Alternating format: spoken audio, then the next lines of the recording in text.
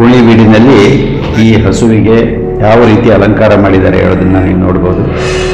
ಕೆಂಪು ಬಲೂನ್ಗಳನ್ನು ತಂದು ಅದರ ಮೈಗೆ ಕಟ್ಟಿದ್ದಾರೆ. ಅನೇಕ ಜನ ರೈತರು ಇಲ್ಲಿ ಪಾಲ್ಗೊಂಡ್ಬಿಟ್ಟು ಸಂಭ್ರಮದ ಆಚರಣೆಯನ್ನು ಅವರು ಮಾಡ್ತಾ ಇದ್ದಾರೆ.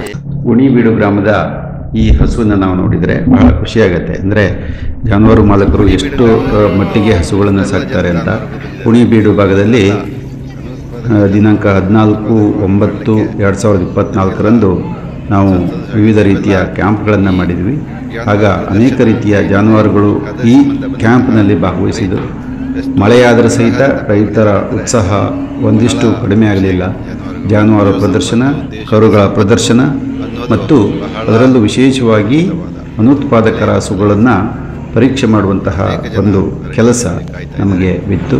ಶಾಮಿಯಾನಗಳಿರ್ಬೋದು, ಜನರ ಭಾಗವಹಿಸಿಕೆ ಇರ್ಬೋದು, ಇಲ್ಲಿ ಒಂದು ಹಬ್ಬದ ವಾತಾವರಣವನ್ನು ಉಂಟು ಮಾಡಿತ್ತು ಅಂತಂದರೆ ಏನು ತಪ್ಪಾಗಿರಲಿಕ್ಕಿಲ್ಲ.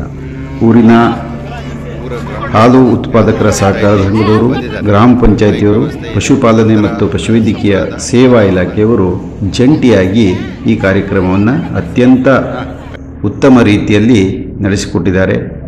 ಅವರಿಗೆ ಅನಂತ ಧನ್ಯವಾದಗಳನ್ನು ಹೇಳಬೇಕಾಗತ್ತೆ. ಈ ಗ್ರಾಮದಲ್ಲಿ ಅಲ್ಲಿನ ಗ್ರಾಮಸ್ಥರು ಹೇಳುವ ಹಾಗೆ ಪಶುಪಾಲನೆ ಒಂದು ಮುಖ್ಯವಾದ ಕಸುಬು. ಪಶುಪಾಲನೆಯನ್ನು ಹೊರತುಪಡಿಸಿದರೆ ಅವರಿಗೆ ವಿಶೇಷವಾದ ಇತರ ಆದಾಯದ ಮೂಲಗಳು ಇಲ್ಲ. ಕಾರಣ ಹಸುಗಳನ್ನು ಬಹಳ ಮುತುವರ್ಜಿಯಿಂದ ಒಂದು ಸಾಕುವ ಕೆಲಸವನ್ನು ಇಲ್ಲಿಯ ಜನ ಮಾಡ್ತಾರೆ ಅಂತ ಅಲ್ಲಿಯ ಪಶುವೈದ್ಯ ಮಿತ್ರರು ನಮಗೆ ಹೇಳಿದರು. ಇದು ಒಂದು ಆಸಕ್ತಿದಾಯಕ ವಿಷಯವೇ ಸರಿ.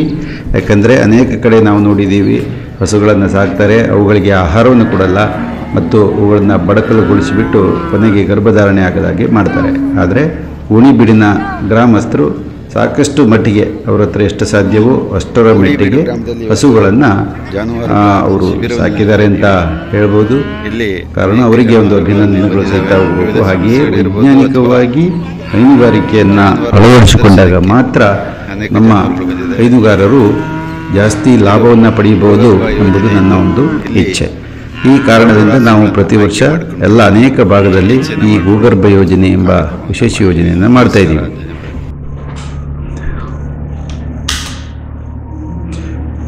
ಇಲ್ಲಿ ಸಭೆ ಮತ್ತು ಸಮಾರಂಭಗಳ ಸಹಿತ ಆ ದಿವಸ ನಡೆದವು. ಬಹುಮಾನಿತ ಜಾನುವಾರುಗಳಿಗೆ ಮಾಲಕರಿಗೆ ಬಹುಮಾನವನ್ನು ವಿತರಿಸಲಾಯಿತು.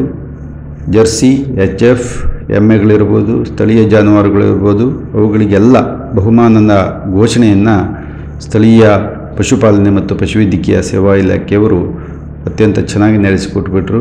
ಉತ್ತಮವಾಗಿ ಹಾಲು ನೀಡುವವರಿಗೆ ಮತ್ತು ಹಸುಗಳನ್ನು ಚೆನ್ನಾಗಿ ಪೋಷಣೆ ಮಾಡುವವರಿಗೆ ಪ್ರತಿ ವರ್ಷವೂ ಸಹಿತ ಒಂದು ಪ್ರೋತ್ಸಾಹದಾಯಕವಾಗಿ ಈ ರೀತಿಯ ಸಭೆ ಸಮಾರಂಭಗಳನ್ನು ಇಲ್ಲಿ ಮಾಡ್ತಾರೆ. ಅನೇಕ ಕಂಪನಿಗಳ ರೆಪ್ರೆಸೆಂಟೇಟಿವ್ಸು ಇದರಲ್ಲಿ ಭಾಗವಹಿಸಿದ್ದು ಬಹಳ ವಿಶೇಷ. ಇದಕ್ಕೆ ಡಾಕ್ಟರ್ ಅರೀಫ್ ಅವರಾಗೆ ಇದಕ್ಕೆ ವಿಶೇಷವಾದ ಕೃತಜ್ಞತೆಗಳನ್ನು ನಾವು ಹೇಳಬೇಕಾಗತ್ತೆ. ಯಾಕಂದರೆ ಇದರಲ್ಲಿ ಸತ್ಯಸಾಯಿ ಸೇವಾ ಸಮಿತಿಯವರು ಸದಾ ನಮ್ಮ ಯಾವುದೇ ಒಂದು ಕ್ಯಾಂಪ್ ಇದ್ದರೂ ಸಹಿತ ಅವರು ಪಾಲ್ಗೊಳ್ತಾರೆ ಮತ್ತು ಈ ರೀತಿ ಬಂದಂತಹ ಎಲ್ಲ ಜನರಿಗೆ ಊಟೋಪಚಾರಗಳ ವ್ಯವಸ್ಥೆಯನ್ನು ಮಾಡ್ತಾರೆ.